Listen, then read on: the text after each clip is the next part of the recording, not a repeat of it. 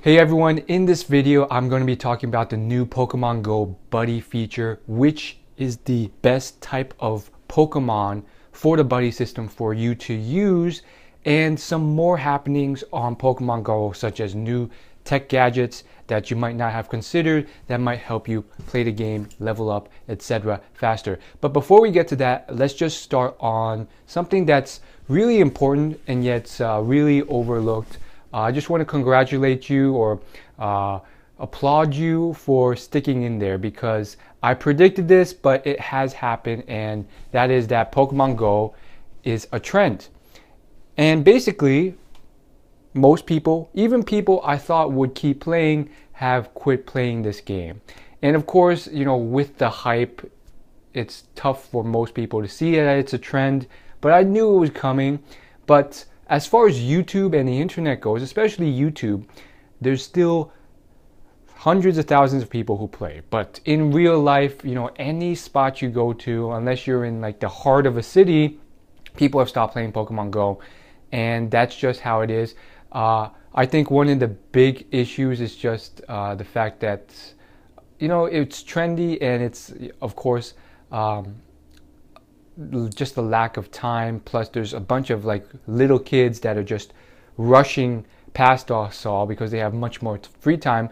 But one of the big issues, if Niantic wants to extend this game, is that it really requires you to have a lot of Pokestops, and it requires you to walk and go around the world or just get out of your house, which is a good thing, and I really like it. So if Niantic wants to keep encouraging that healthy living lifestyle, they've done an even better job with the buddy system, and they've done a great job with this new this whole new genre of Pokemon through mobile. But if they cared less about fitness and going outside and more about making money and getting more people to be retained and keep playing the game, then they have to figure out something where you can play the game while you're sitting on the toilet at home, which I've tried numerous times. And the truth is, you fire up the game so many times, you sit there and you realize you can't do anything because you have no Pokestops nearby, it's deserted, and you can't walk. And that's one of those addictive psychological features of games that Niantic has not added. For me, it's kind of a good thing, because then you don't get sucked into the game as much because you can't do anything. But it's also kind of a bad thing, because sometimes you do want to play, and sometimes Niantic wants to make more money, Nintendo wants to make more money. So it's kind of like a give or take. Do you want to be less productive and you want to get psychologically addicted to the game, but do you want the game to be more fun? Anyhow, that's all I got to say. That ends my rant. Let's get on to the Pokemon Buddy feature. So this has been talked about a lot. They've data mined the game. It's finally been released. Then people got impatient because it was released first in, I believe, the west coast of the US, and now it's slowly rolled out and most people have it. If you haven't heard, the basic idea is now you can choose one Pokemon to add as a buddy to your game. And basically, once you do that, you can go around and pretty much collect candies for this Pokemon. And the basic idea, from what I know, is that it was designed to combat the fact that some Pokemon are just so rare that you will never come across them, and it's going to be impossible to get enough candies to evolve them. And so this is one way where you can choose a rare Pokemon and evolve it. Now, we're going to be talking about whether this is the best choice for you. Should it always be the rarest Pokemon for you to choose as a buddy? And the answer is not always. So sometimes you got to use this outside of what maybe it was designed for, to better level up your system. And so a lot of people, most people from what I've been seeing, they choose their starter Pokemons. Why? Because you have to walk less of a distance to get the same amount of candy if you chose it as a starter Pokemon. It's just one of those like little hacks that they added, and that's good. They either choose starter Pokemon or really rare Pokemon like Dragonairs. And the problem with those type of Pokemon is they usually require the longest to walk to get one candy. For a Dragonair or Dratini, it's 5 kilometers, which is a lot of walking to do just for one candy. So here's where you should break it down. And here's the basic blueprint and foundation for if you really want to level up these Pokemon faster.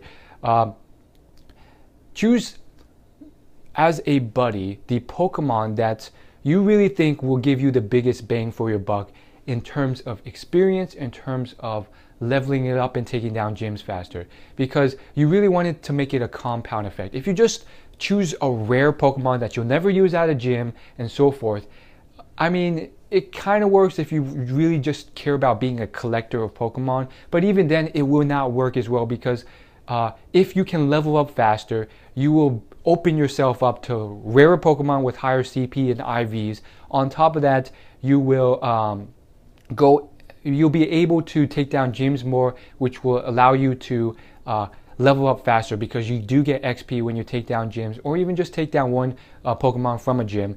So again, I don't have to go too deep on this. You can see why you should prioritize these two things above all else. So think about that. So what I'm doing, and this is what you should probably do, is level up only the Pokemon that really make a difference towards that. And that usually means, for me, EVs for those Vaporeons, which are the best in the meta right now. Anything that helps your Arcanine, your Snorlax, you know what they are, the Executes to Executars, all those types of Pokemon, level those up, because some of them are more, it's still tough to get enough candies. Maybe not for EVs, again, it depends on your region, but some of those still require a lot of candies and it's tough to get. And you want to just keep evolving them so you can power up those Pokemon that you need. And so you can get, 6 CP 2500 Vaporeons to take down a gym.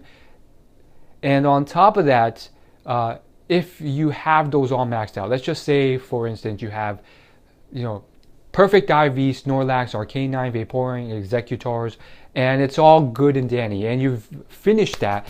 Now what do you move on to? Well, first off, that's near impossible because it'll take you forever. You have your Dragonites, you have your stuff. It's not, in practice, it's not feasible. So 99% of your time should be spent evolving those. But let's just say you finish with those. Well, then you can move on to what I like to call easy level ups that you don't have. So if you do not have Pokemon yet that have yet to be registered on your Pokedex, but you do have close to the amount of candies necessary, go ahead and evolve those next, because what those will do is each time you evolve them, and it's a new Pokemon sighting, you get 500 XP. So what you want to do is just find all of those Pokemon that need evolving. Maybe it's the Abra, maybe it's something rare like you've never seen a Nidoking before. You get all of those through the buddy system, and then you just stack them all together. And then once you've gotten all of those done, you don't evolve them yet. You set off a lucky egg and then you evolve them, because it stacks. Those 500 XP with the lucky egg stacks for double XP. And so that's the second priority. And then the third priority is your standard stuff. Let's just say you want to be a collector of Pokemon, or let's just say you want to go around and you just want to evolve whatever the heck you want because you want to. Maybe you just want more stronger, I don't know, Rhydons or Sheldors, just because you do, even though it's not good in the meta right now and you'll never use them to take down a gym. You can go ahead and do that.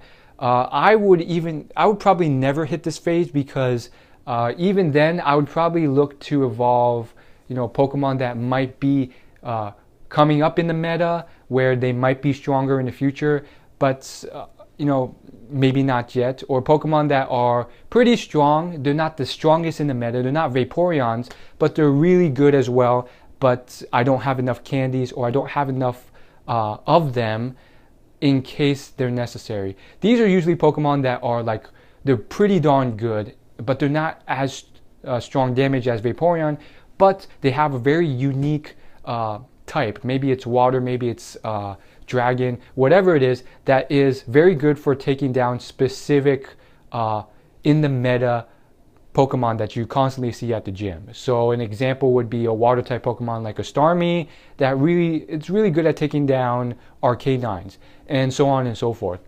So that's basically in a nutshell. Really check this out. Of course, the buddy system, all the basics are already out there. There's a million YouTube videos on the basics of how the buddy system works. So that's why I've kind of glossed over that on like the how-to of how to add a Pokemon to your buddy system. And one last thing, the tech.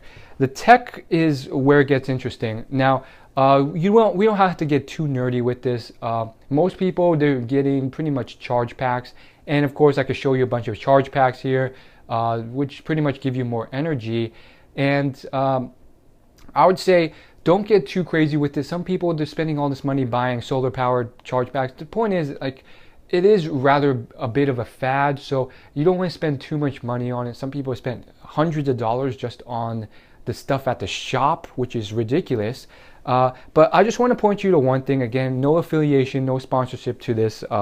But what I have here is basically a flashlight slash charge pack in one. And it's very light, very affordable, and very easy to slip in or put in your pocket. So this is what it looks like. It functions as a flashlight and a charge pack. And as you can see, it's not very big at all, very sleek. And it works just as you would imagine it to. There's a button in the back, you can hit it and it turns on the flashlight. This one's cool because it comes in numerous forms. You have the normal flashlight, the flashing flashlight, and that's it. And then like if you really want to charge your phone, pop it in, hook it up to your phone, and it gets charged. It's very simple, very useful. This cost me about less than 10 bucks. It was actually on sale. I actually picked it up before I even knew about Pokemon Go. But it's been very useful, especially useful if, let's just say, you're playing Pokemon Go in the dark. I literally saw someone who was playing in the pitch of night, and he was literally using the flashlight on his iPhone, which really drains your battery. So if you really want to go there, try this. Of course, I prefer playing in the daytime as everyone else because it's just a lot safer and you can see everything a lot clearer. But try it out. There's a lot of very cool charge packs. Again, I'll leave a link in the description if you want more details on this one on Amazon.com. But don't go overboard with this. I've kind of made it my goal not to spend any money with Pokemon Go and just use the free coins I get from gym acquisitions to just like dominate the game. It's kind of a little hack I like to play. Plus, I'm pretty frugal with my money. But if you don't mind spending 10 bucks, go ahead and check that out. It's pretty useful. That's all I gotta say. Thanks for watching. What are your thoughts on the buddy system?